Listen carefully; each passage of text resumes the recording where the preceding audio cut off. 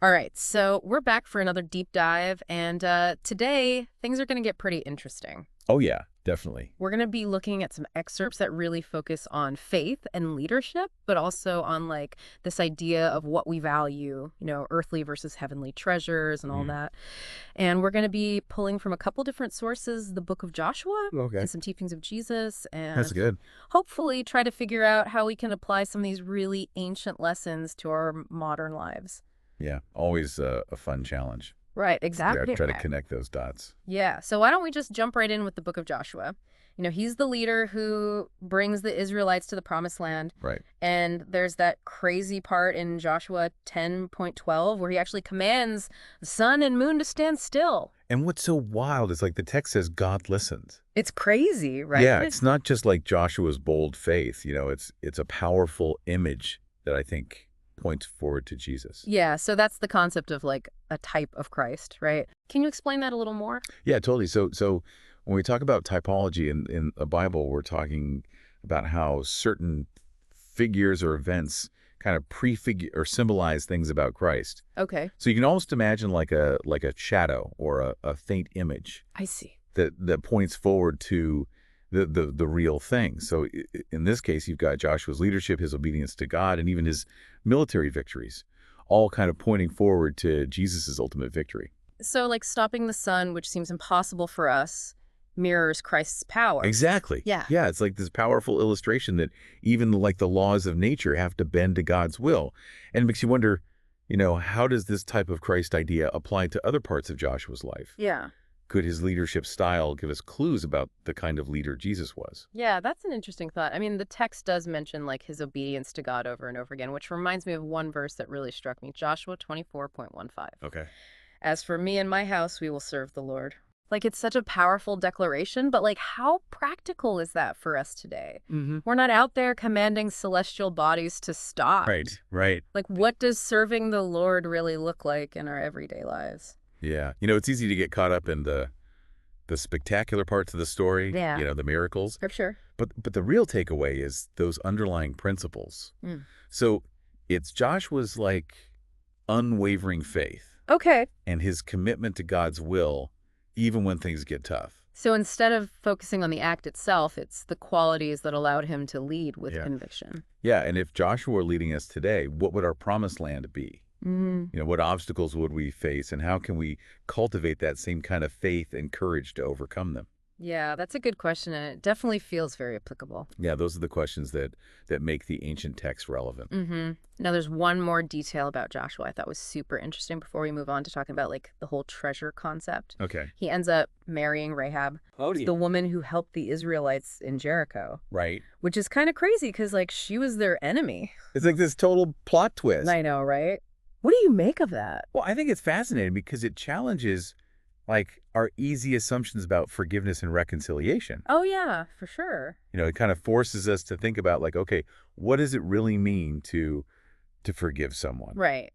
And this idea of marrying a former enemy says a lot about Joshua's character. Totally. It suggests this willingness to move past conflicts and embrace this future of like unity and peace. So maybe it's a reminder that even people we consider enemies can become allies. Yeah, it makes you wonder if there are Rahabs in our own lives. Yeah. People we've judged or written off who might surprise us. Oh, that's an interesting thought. But yeah, maybe we can save that for a whole other deep dive. Yeah, good idea. But for now, why don't we shift gears a bit and talk about this concept of treasure, Okay. which comes from the teachings of Jesus in Matthew 6:19 to 10:21.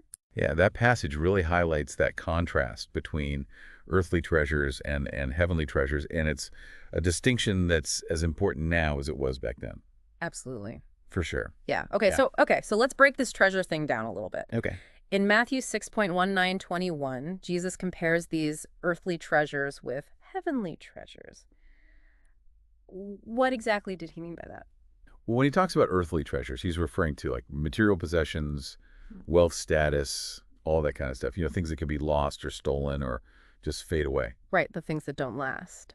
Exactly. And he contrasts those with heavenly treasures, things that have like eternal value, things like love and kindness, generosity, compassion, and of course, faith. Okay, but isn't there like a part of us that just naturally desires those earthly treasures? I mean, our culture is kind of obsessed with success and money. Oh, absolutely. We're Mm. bombarded with messages about getting more, achieving, accumulating wealth. Yeah, constantly. But Jesus was really challenging that whole mindset. Yeah. He was pointing out how dangerous it is to get so focused on those earthly treasures that we forget about the stuff that really matters. And I think we've all felt that, right? Like Yeah. you get that thing you really wanted, Yeah. and then the excitement just disappears.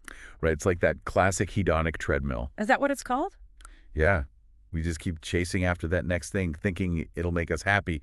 But real fulfillment comes from like connecting with something bigger than ourselves, something that goes beyond the material world. Okay, so I'm starting to see the connection here. It's like Joshua's faith was a form of heavenly treasure, you know, Oh, like something that helped him through tough times and led to a greater purpose. exactly. Joshua's story shows us how powerful it is to invest in those eternal values. Hmm. You know, his obedience to God, his courage, even his willingness to put God's will before his own gain. All of those things point to a heart that's focused on heavenly treasure. So how do we actually do that, like in our everyday lives? It's easy to say, okay, earthly possessions don't last, but it's hard to actually change our priorities. It's a challenge for sure, but the text gives us some practical advice. Okay, like what? Well, it emphasizes things like giving, generously loving our enemies, praying in private, and sharing the good news. I'm curious about that first one, giving generously. Yeah. It seems kind of backwards in a world that's all about getting rich. How can giving stuff away actually make us feel more fulfilled? Well, it's about recognizing that the things we have aren't just for us. Okay. They're meant to be used for the good of others and to make a difference in the world. When we give generously, we're investing in heavenly treasure. What about loving our enemies? That one feels pretty tough, especially these days with everything so divided. How can we love people who've hurt us or who disagree with us about important things? It's not easy, that's for sure. It takes a real effort to change our perspective and to see people through a lens of compassion and forgiveness. So it's not about pretending everything's fine, but about choosing to let go of anger and bitterness. Exactly. It's about breaking free from that cycle of negativity and recognizing that even people who've done wrong are still human. It's a Mm. powerful example of how faith can change us. It sounds like a whole different way of thinking. It's not just about like changing what we do, but actually changing our hearts. Yeah, exactly. And it's a process. It doesn't happen overnight. It takes like intention and practice. It's almost Ah, like you're training a muscle. The more you use those muscles of like forgiveness and compassion and generosity, the stronger they get. that's a good way to think about it. Makes it seem less overwhelming. Yeah. Like it's something we can actually work on, Right. even if we mess up sometimes. But how do we stay motivated? Yeah. How do we keep our eyes on the prize when it seems like the whole world is pushing us in the opposite direction? That's a good question. And I think it comes down to really understanding what treasure really means. Okay.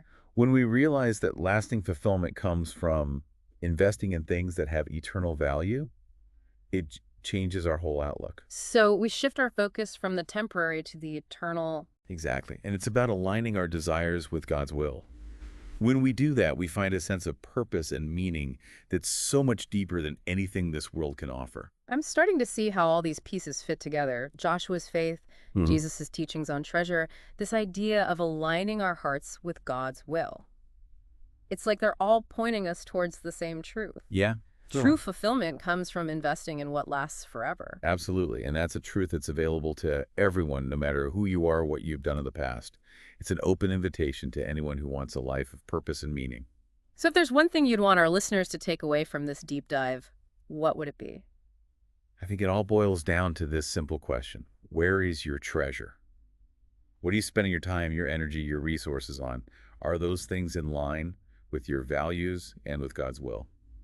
Wow, those are some really good questions. Things for us all to think about. There's no easy answer, but I think the journey of figuring out where our true treasure lies is what makes life so meaningful. Well, thanks for joining us on this deep dive. We hope you found it helpful and that it's inspired you to think about what truly matters in life. Until next time, keep diving deep and keep searching for those treasures that will last forever.